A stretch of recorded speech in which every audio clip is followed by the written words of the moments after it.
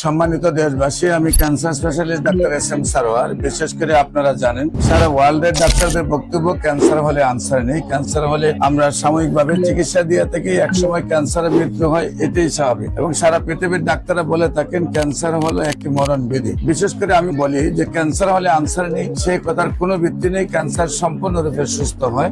এবং আপনারা ক্যান্সার গবেষক doctor SM Sarwar YouTube, Facebook, Google, টিকটকে যদি আপনারা সার্চ করেন দেখবেন 5,500-এর ঊর্ধ্বে ক্যান্সার রোগী আছে যারা সুন্দরভাবে সুস্থ হয়েছে, যাদের গলা থেকে ফিনিশ পর্যন্ত অপারেশন হয়েছে, 8-10 বার বিছানায় পড়ে গেছেন, ডাক্তাররা বলছেন আর চিকিৎসা নেই। তাদের আপনারা আল্লাহর অশেষ রহমতে গণস্বাস্থ্য হোমিওর চিকিৎসা সম্পূর্ণরূপে সুস্থ হয়েছে।